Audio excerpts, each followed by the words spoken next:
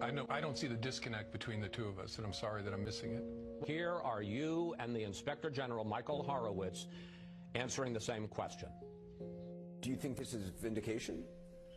It is. I mean, the FBI's had to wait 2 years while the president and his followers lied about the institution. Finally, the truth gets told. Does your report vindicate Mr. Comey? It doesn't vindicate anyone at the FBI who touched this, including the leadership.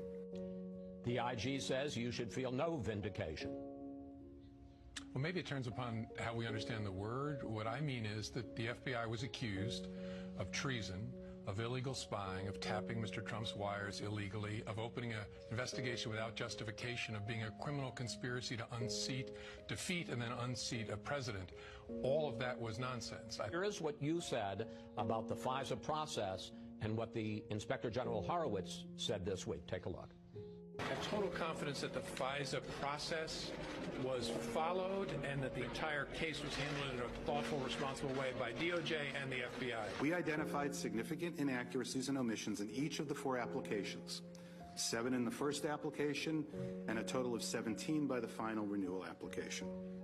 17 significant errors in the FISA process, and you say that it was handled in a thoughtful and appropriate way. Yeah, he's right. I was wrong. I was overconfident in the procedures that the FBI and Justice had built over 20 years.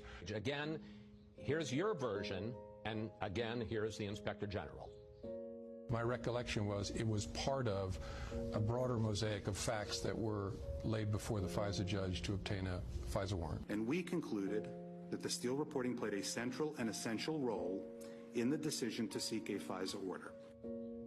Horowitz says it wasn't part, as you told Bret Baier, it wasn't part of a broader mosaic. He said it played an essential role in establishing probable cause. In fact, he says, if it hadn't been for the Steele dossier, the FBI probably wouldn't have even submitted a FISA application. That I'm sure he and I are saying different things. Well, there's the issue of how reliable the Steele dossier, in fact, was. On January 6, 2017, in the Trump Tower, you brief Donald Trump, President-elect, about the Steele dossier. That same month, the FBI talks to Steele's main Russian contact, the main person on whom he based the dossier, who says, according to the IG report, quote, Steele misstated or exaggerated the primary subsource's statements in multiple sections of the reporting. Director Comey, not only do you fail to go back to the president-elect or president after January 20th and tell him, oh, you know that report I briefed you on? Turns out it's bunk. But the FBI goes back and renews its FISA application 3 more times. And by this point, the FBI knows that the Steele reporting is not credible. Did you know all of this? All of what?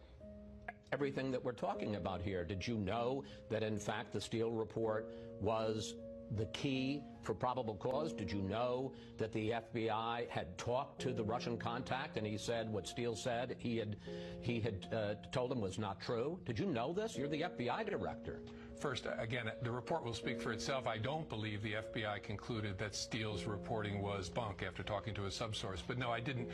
As the director, you're not kept informed on the details of an investigation. So no, in general, I didn't know what they'd learned from the subsource. I didn't know the particulars of the investigation. But this isn't some investigation, sir. This is an investigation of the campaign of the man who is the president of the United States. And there is, I've left for last, the worst misconduct. In August of 2016, just 2 weeks into the investigation, the CIA tells the FBI that it actually has a relationship with Carter Page, that when he has these meetings with the Russians, he actually goes back and he tells the CIA about it. But you never tell the FISA court that. And in fact, in 2017, an FBI lawyer doctors a document. The CIA said, oh, Carter Page, he's a source. And he puts in the application, he's not a source.